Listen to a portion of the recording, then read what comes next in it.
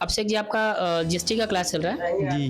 तो आप जीएसटी के हमारे कुछ क्वेश्चन का जवाब दीजिए। जी। तो सबसे पहले हमको बताइए कि अभी जो नया जीएसटी का रेट स्कीम लागू हुआ है, तो उसमें कौन कौन सा जीएसटी का स्कीम है, मतलब कौन कौन सा जीएसटी का रेट है, जरा बताइए।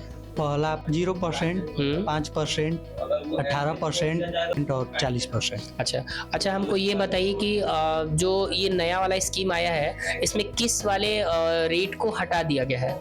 नए वाले स्कीम में जो है 12%, 28% वाले रेट को हटा दिया गया है। ठीक है।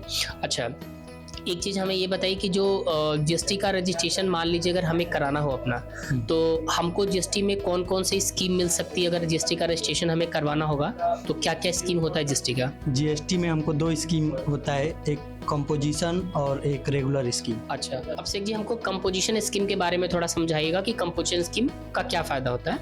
जी, कंपोजिशन स्कीम में अगर हमारा टर्नओवर 1.5 करोड़ है तो हम इसको कंपोजिशन स्कीम ले सकते हैं। और दूसरा, कंपोजिशन स्कीम के अंदर हम लोग सामान को सेल्स या परचेज अपनी स्टेट में कर सकते हैं। ठीक है। और तीसरा, इसमें हमारा जो ऑडिट का जो बिल है उसको दिखाना नहीं पड़ता है। हाँ।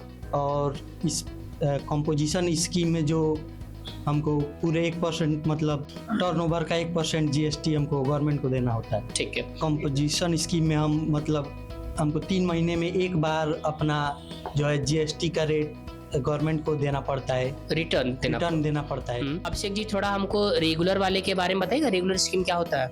रेगुलर स्कीम के अंदर हम लोग मतलब 1.5 करोड़ से ऊपर का टर्नओवर अगर है तो रेगुलर स्कीम में होगा जी। और दूसरा, इसे हम दूसरे स्टेट में सेल परचेज कर सकते हैं। ठीक है। और तीसरा, इसमें ऑडिट कराते समय इसमें रसीद की जरूरत पड़ती है। हाँ।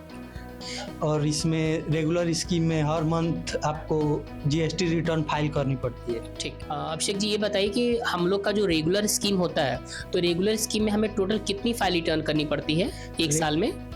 एक साल में टोटल 25 फाइल रिटर्न करनी पड़ती है, जिसमें GSTR1 और GSTR3 भी होता है। तो ये 12 महीने में 24 हो गया और एक एनुअल रिटर्न करना पड़ता है। मतलब महीने का बताएंगे, महीने में टोटल कितनी फाइल रिटर्न करनी पड़ती है?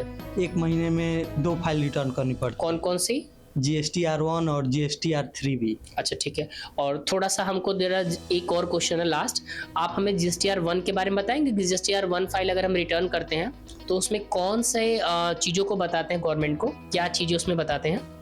GSTR1 में हम लोग सेल्स की पूरी डिटेल्स रिटर्न करते हैं। GSTR3 में हम लोग सेल्स और परचेज का समरी पुटअप करते हैं। उसके बाद इसमें ITC पुटअप करते हैं, लेट फी पेमेंट पुटअप करते हैं और एक लास्ट टैक्स इसमें देते हैं। टैक्स का पेमेंट करते हैं। टैक्स का पेमेंट हम लोग करते हैं। ठीक है।